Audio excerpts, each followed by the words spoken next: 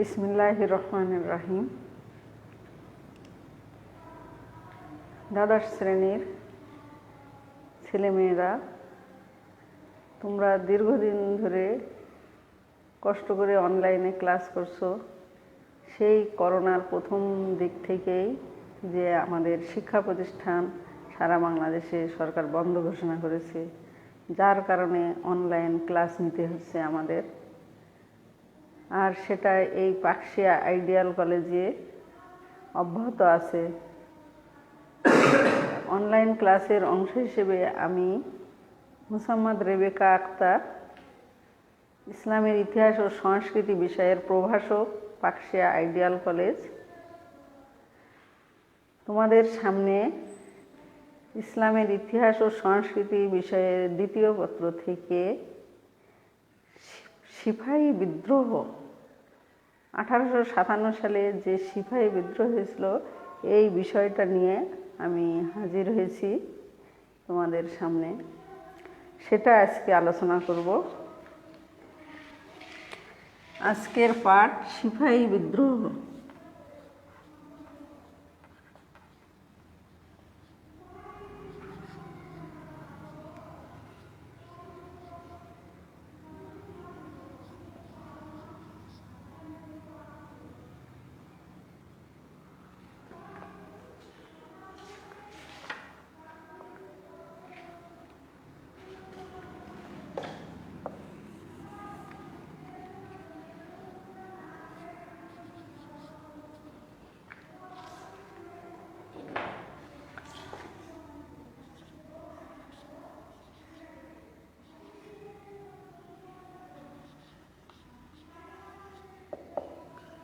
সংগঠিত হয় 1857 খ্রিস্টাব্দে।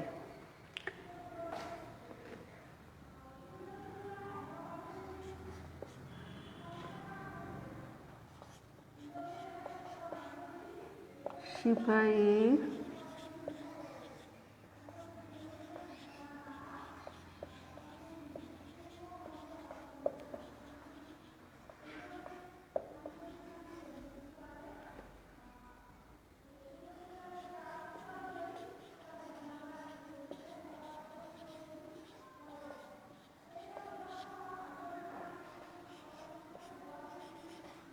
কারণ ঘটনা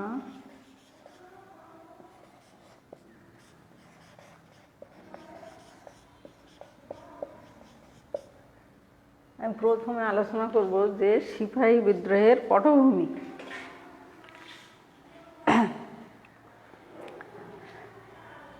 এই সিপাহী বিদ্রোহ যখন ইস্ট ইন্ডিয়া কোম্পানি 1757 সালে পলাশীর যুদ্ধে নবাব সিরাজউদ্দৌলার কাছে জয়লাভ করে, আর তারপরে তারা কিন্তু বাংলায় ইস্ট ইন্ডিয়া কোম্পানির শাসন প্রতিষ্ঠা করে।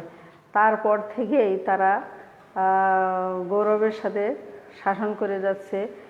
আর এই যে তারা রাজ্য সম্প্রসারণ, বিভিন্ন কাজে তারা রাজনৈতিক ও সামরিক ক্ষেত্রে অনেক অগ্রসর হয়েছে। এর ভিতর দিয়েই যে 100 বছরের ভিতর সময় পেয়েছে, সের ভিতর দিয়েই তারা যে বিশাল ভারতবর্ষে তাদের আধিপত্য বিস্তার লাভ করেছে এবং সর্বময় প্রভুত্ব প্রতিষ্ঠা করেছে এই সময়ের মধ্য দিয়ে। আর ভারতবর্ষের যে প্রভু, তারা ইংরেজরা যে ইস্ট ইন্ডিয়া কোম্পানি গঠন করে তারা যে প্রভুত্ব প্রতিষ্ঠা করে, তারা কিন্তু মুসলমানদের উপর, বিশেষ করে মুসলমানদের উপর বা অন্য ধর্মের যারা হিন্দু সাধারণ শ্রেণী, কৃষক, সবার উপরে কিন্তু তারা অনেক বেশি অত্যাচারের মাত্রা বাড়িয়ে দিয়েছে। আর মুঘল যে সম্রাট ছিল দ্বিতীয় বাহাদুর শাহ, শেষ সম্রাট, তার কাছ থেকে যে তারা ভারতবর্ষের ক্ষমতা ছিনিয়ে নিয়েছে, এ কারণে মুসলমানদের কিন্তু একটা ক্ষোভ ইস্ট ইন্ডিয়া কোম্পানির প্রতি থেকেই গিয়েছে। যে মুঘল শাসক কিন্তু মুসলমান ছিল, আর সে কারণে মুসলমানদের ভিতরে একটা ক্ষোভ আছে। আর মুসলমানদের উপর কিন্তু অমানসিক অত্যাচার এই ইংরেজরা সবসময় চালিয়ে গেছে। আর এই যুদ্ধের পিছনে সবচেয়ে বড় যে বিষয়, সেটা হচ্ছে সিপাহীদের উপর যে সামরিক ক্ষেত্রে যে দেশীয় সিপাহী ছিল তাদের উপর অত্যাচার করার কারণে তারাও কিন্তু এই ইস্ট ইন্ডিয়া কোম্পানি বা ব্রিটিশ সরকারের প্রতি তারা ক্ষিপ্ত ছিল, তারা রাগান্বিত হয়। তাদের কিন্তু অনেকভাবে এই সিপাহীদের উপর অত্যাচার করে, বাধা দেয়, তাদের মানে বৈষম্যমূলক আচরণ করে তাদের প্রতি। সে কারণে 1857 সালে এক পর্যায়ে সিপাহীরা বিদ্রোহ ঘোষণা করে, আর এই সিপাহী বিদ্রোহ 1857 সালে সংগঠিত হয়। আর এই সিপাহী বিদ্রোহ সংগঠিত হওয়ার পিছনে বেশ কিছু কারণ আছে। আমি আগেও বলেছি যে কারণ ছাড়া কিন্তু কোনো কিছুই হয় না, কোনো কার্য সংগঠিত হয় না। আর সেই একইভাবে এই 1857 সালে যে সিপাহী বিদ্রোহ সংগঠিত হয়, এই সিপাহী বিদ্রোহের পিছনেও কিন্তু বেশ কিছু কারণ আছে। তার সেই কারণগুলো আমি এখন আলোচনা করব।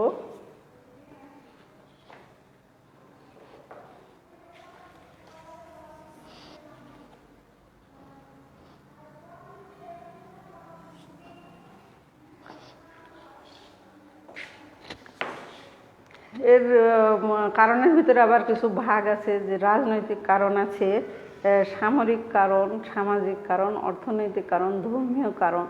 তা আমি প্রথমে যে কারণটা বলবো সেটা হচ্ছে রাজনৈতিক কারণ।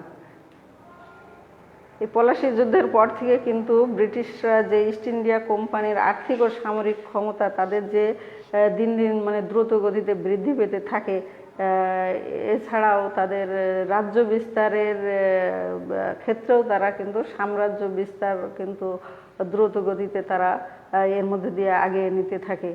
আর এই সাম্রাজ্য বিস্তারের করার ক্ষেত্রে যে ইস্ট ইন্ডিয়া কোম্পানির গভর্নর লর্ড ডালহৌসি একটা নীতি গ্রহণ করে, সেটা হচ্ছে সত্ত্ব বিলোপ নীতি। এই নীতির যে মূল বিষয় ছিল সেটা হচ্ছে যে দেশীয় স্বাধীন যে রাজ্যগুলো আছে ভারতে,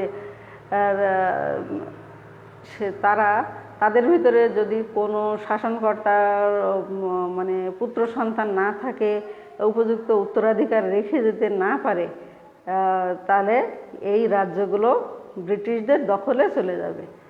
আর এইভাবে তাদের সাম্রাজ্য কিন্তু দিন দিন বেড়ে যেতে থাকে। কোনো দত্তক যদি পুত্র লালন পালন করে, কিন্তু সেটা এরা গ্রহণ করবে না। এভাবে একটা নীতি গ্রহণ করে। এটা ভারতীয়দের জন্য খুবই সমস্যার সৃষ্টি করে। এভাবে কিন্তু সহজেই তাদের রাজ্যগুলো হাতছাড়া হয়ে যায়। এটা খুবই একটা বড় সমস্যা তাদের জন্য, যে বিনা যুদ্ধে, বিনা কোনো ঘাত প্রতিঘাতে তাদেরকে এভাবে রাজ্য ছেড়ে দিতে হয়। এরপরে আসছে সামরিক কারণ। আর এই সামরিক কারণ কিন্তু সিপাহী বিপ্লবের মূল যে কারণ ছিল সেটা আমরা এই সামরিক কারণকে বলতে পারি। সামরিক কারণ যে ভারতে যখন এই যে মুঘল শাসনের সময় মুসলমানদের কিন্তু বেশ কিছু অধিকার ছিল, তারা রাজস্ব, বিচার বিভাগ এবং সেনাবাহিনীতে চাকরির ক্ষেত্রে তাদের যে অগ্রাধিকার ছিল, তারা বিভিন্ন ক্ষেত্রে এগিয়ে ছিল। সেটা যখন এই ব্রিটিশরা ইস্ট ইন্ডিয়া কোম্পানি গঠন করে এই সরকার তারা শাসন করে, তখন তারা এগুলো সব কিছু তাদের কাছ থেকে ছিনিয়ে নেয়। আর মুসলমান যে সৈন্যরা ছিল তাদের অধিকার তো দেয়নি, বরং তাদেরকে অপমান, অপদস্থ করা হতো।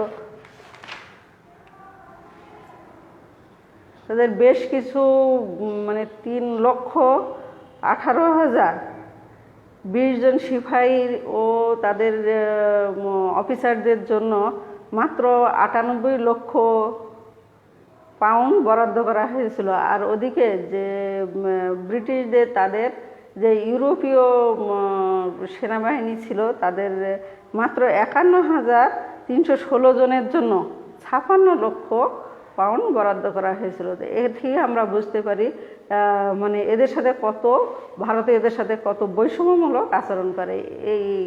এইসব কারণে এই সিপাহীরা কিন্তু খুবই ক্ষুব্ধ হয়ে পড়ে এবং তারা বিদ্রোহ ঘোষণা করে। আর সেই বিদ্রোহের রূপ এক পর্যায়ে দেখা যায় যে 1857 সালে যে এটা তারা বহিঃপ্রকাশ করে আর সেইভাবে বিদ্রোহ ঘোষণা করে। অর্থনৈতিক কারণ, অর্থনৈতিক ক্ষেত্রেও কিন্তু একইভাবে এই ব্রিটিশরা, ইস্ট ইন্ডিয়া কোম্পানিরা এখান থেকে তারা রাজস্ব তাদের দখলে রেখে তারা সমস্ত অর্থ সম্পদ তারা সংগ্রহ করে এখান থেকে নিয়ে তারা তাদের নিজ দেশে তাদের উন্নয়নের কাজে লাগায়।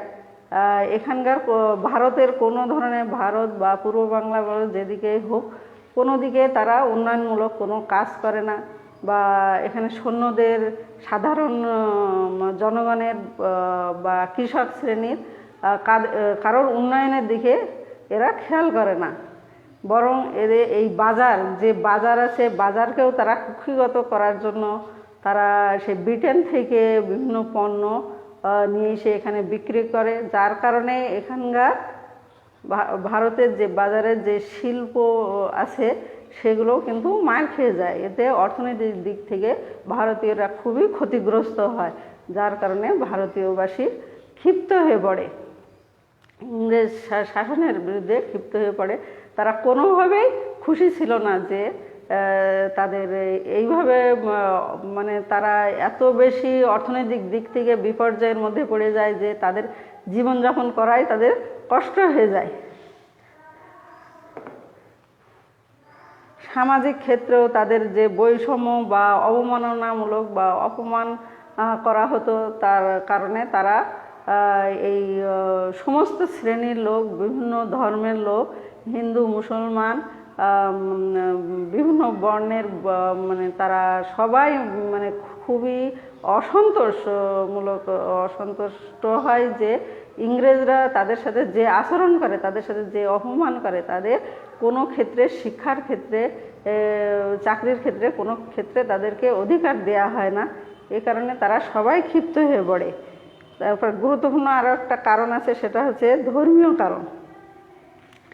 তারা যেমন মুসলমানদের সাথে অত্যাচার করে, মুসলমানদের কোনো অধিকার দেয় না, তেমনি আরও একটা বড় যে ধর্ম লোকেরা ভারতে বসবাস করে সেটা হচ্ছে হিন্দু ধর্ম। আর এই হিন্দু ধর্মের সাথেও একইভাবে খারাপ আচরণ করে। এর ভিতরে একটা গুরুত্বপূর্ণ যে বিষয় আমরা দেখতে পাই সেটা হচ্ছে এনফিল্ড রাইফেল। তারা সামরিক ক্ষেত্রে ইংরেজরা নতুন তৈরি করে তারা ব্যবহার শুরু করে। আর এই যে চালু করে, এর যে কার্তুজ ছিল, এই কার্তুজটা কিন্তু দাঁত দিয়ে কেটে লাগাতে হতো, ঢুকাতে হতো, যার কারণে আর এটা একসময় গুঞ্জন ওঠে যে এই কার্তুজ কিন্তু শূকর এবং গরুর চর্বি দিয়ে তৈরি করা হয়। আর এর থেকে এটা যে ধর্মীয় দিক থেকে মুসলমান এবং হিন্দুদের আঘাত করার জন্য তাদের পরিকল্পিতভাবে ইংরেজরা এই কাজটা করেছে, এটা বুঝতে পেরে এই দুই শ্রেণীর লোক কিন্তু খুবই ক্ষিপ্ত হয়ে পড়ে। আর যেহেতু এটা এই রাইফেল সিপাহীরা ব্যবহার করত, সেহেতু এই সিপাহীরা, যারা এই দেশীয় হিন্দু মুসলমান যে সিপাহী ছিল, এরা কিন্তু খুবই ক্ষিপ্ত হয়ে পড়ে যে এরকম একটা ঘটনা আমাদের সাথে এই ধরনের আচরণ করছে, এটা আসলেই সহ্য করার মতো না। সেই জন্যে তারা এই কারণের উপরেই কিন্তু নির্ভর করে এটা আমরা বলতে পারি যে এই সিপাহী বিদ্রোহের প্রত্যক্ষ কারণ। আর এই কারণের উপর নির্ভর করেই কিন্তু তারা বেশি এই সিপাহী বিদ্রোহে ঝুঁকে পড়ে। তারা তাদের যে দীর্ঘদিনের রাগ, ক্ষোভ, এটা এই ঘটনার উপরেই তারা সেটা বিস্ফোরণ ঘটে। এটা 1857 সালের 29শে মার্চ পশ্চিমবঙ্গের ব্যারাকপুর মঙ্গল পাণ্ডে নামক একজন সিপাহী প্রকাশ্যভাবে বিদ্রোহ ঘোষণা করে এই ঘটনার উপর। তাহলে আমরা এতক্ষণ এই সিপাহী বিদ্রোহের কারণ সম্পর্কে জানলাম, এখন ঘটনা আলোচনা করব। সিপাহী বিদ্রোহের ঘটনা এটা হচ্ছে 1857 সালের 29শে মার্চ পশ্চিমবঙ্গের যে ব্যারাকপুরে এটা প্রথম শুরু হয়। এখানে যে মঙ্গল পাণ্ডে নামে একজন সিপাহী এই বিদ্রোহ ঘোষণা করে। এটা দমদম ও ব্যারাকপুর এই জায়গায় প্রথম এটা শুরু হয় এই যুদ্ধ। আর এই যুদ্ধে দেখা যায় যে মুসলমানরা প্রথম অবস্থায় ইংরেজ সৈন্যদের, ইংরেজ সিপাহীদের 3 জনকে, সেনা অফিসারদের তারা নিহত করে। প্রথম অবস্থায় এরা খুবই, মুসলমানরা বা হিন্দু সিপাহীরা ভালো কাজ করছিল। তাদের অগ্রগতি দেখে মনে হচ্ছিল যে ভারতীয়রাই জিতে যাবে, কিন্তু এরা বেশ কিছু অঞ্চলে এভাবে আক্রমণ করে, সবাই একত্রিত হয়ে কাজ শুরু করে। এক পর্যায়ে দেখা যায় যে সমস্ত ভারতীয়রা ভারতে এই যুদ্ধ কিন্তু ভারতে এই যুদ্ধ ছড়িয়ে পড়ে, সবাই অংশগ্রহণ করে, সাধারণ লোকজনও অংশগ্রহণ করে। কিন্তু এদের একটা সমস্যা ছিল যে এদের অস্ত্র বা ট্রেনিং বা পরিকল্পনার অভাব ছিল, যার কারণে এরা পরবর্তীতে টিকে থাকতে পারেনি ইংরেজদের কাছে। শেষ পর্যায়ে দেখা যায় যে এই যুদ্ধে ইংরেজরাই জয়লাভ করে। তাহলে এই যুদ্ধ থেকে মানে তাড়িয়ে দিয়ে, ভারতীয়দের তাড়িয়ে দিয়ে তারাই জয়লাভ করে। তারা এভাবে সিপাহী বিদ্রোহের পরিসমাপ্তি ঘটে।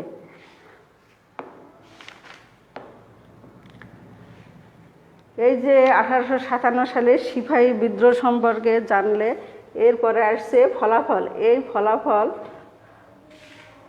এই যুদ্ধের ফলে যে জিনিসগুলো আমরা দেখতে পাই যে কি ঘটেছিল, সেটা হচ্ছে কোম্পানি শাসনের অবসান হয়।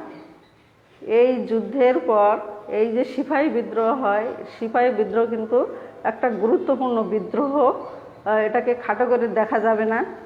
এই বিদ্রোহের পর কোম্পানি শাসনের অবসান ঘটে। এখানে ব্রিটিশ শাসন শুরু হয়। ব্রিটিশ শাসন, ব্রিটেন থেকে তারা শাসন পরিচালনা করে। কোম্পানি শাসনের অবসান ঘটে। সত্য বিলোপ নীতি রহিত, এই যে ব্রিটেনের রানী সত্য বিলোপ নীতি তিনি পরিহার করেন। পরবর্তীতে দেখা যায় যে দ্বিতীয় বাহাদুর শাহকে নির্বাসন। এই যে দ্বিতীয় মুঘল সম্রাট ছিল দ্বিতীয় বাহাদুর শাহ, এই দ্বিতীয় বাহাদুর শাহ কিন্তু মুঘল সম্রাট ছিল এক সময়ে, কিন্তু তার কাছ থেকে ইংরেজরা ক্ষমতা ছিনিয়ে নেয়। যখন 1857 সালের সিপাহী বিদ্রোহ শুরু হয়, তখন এই দ্বিতীয় বাহাদুর শাহকে তারা নেতা বানিয়ে এই যুদ্ধ পরিচালনা তার দায়িত্ব দিয়ে তারা যুদ্ধ শুরু করে। তিনি এই যুদ্ধের নেতৃত্ব দেন আর তার ছেলেকে সেনাপতি নির্বাচন করেন। তারা একটা মন্ত্রিসভাও গঠন করে। কিন্তু ইংরেজরা যখন জিতে যায় তখন তারা বিচারের আওতায় এনে তাকে বিচার করে তাকে রেঙ্গুনে নির্বাসন দেয়। পরবর্তীতে 1862 সালে তিনি মৃত্যুবরণ করেন।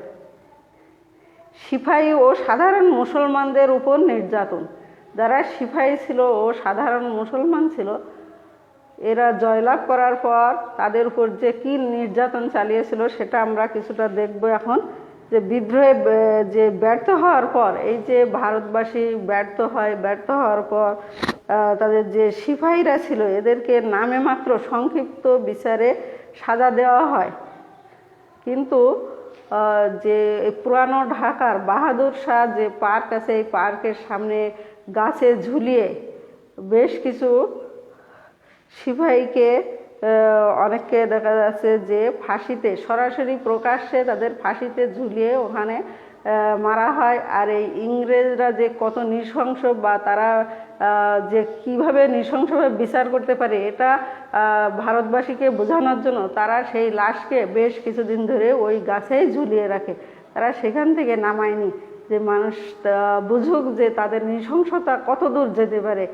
এভাবে তারা যে ইংরেজরা জয়লাভ করার পরেও তারা যে ভারতবাসীকে অত্যাচার করেছিল, সেটা আমরা এই পরবর্তী যে ফলাফল আলোচনা করছি এর মধ্য দিয়ে কিন্তু আমরা বুঝতে পারলাম। তাহলে আমরা যে ফলাফল কিন্তু বেশ কিছু জিনিসের মধ্যে দিয়েই জানতে পারলাম, যেখানে কোম্পানি শাসনের অবসান হয়, সত্যবিলোপ নীতি রহিত হয়, আর দ্বিতীয় বাহাদুর শাহকে নির্বাসন দেওয়া হয়, আর যারা এই যুদ্ধ অপরাধী হিসেবে গণ্য হয় তাদেরকে কিন্তু ফাঁসিতে ঝুলিয়ে মারা হয়। এভাবে এই নৃশংসতার কথা আমরা এই ফলাফলের মধ্য দিয়ে আমরা জানতে পারলাম। আজ এ পর্যন্তই। তোমাদের বেশ কিছু তথ্য 1857 সালে সিপাহী বিদ্রোহের বেশ কিছু তথ্য জানলে এর মধ্য দিয়ে। এখানে আজ আমি তোমাদের ক্লাস বিষয়ের আলোচনা শেষ করছি। তোমরা সবাই ভালো থাকো, সুস্থ থাকো, করোনার মুক্ত থেকে তোমরা ভালোভাবে জীবনযাপন করে পরবর্তী ক্লাস অংশগ্রহণ করবে সেই আশাবাদ ব্যক্ত করে আমি শেষ করছি। আল্লাহ হাফেজ।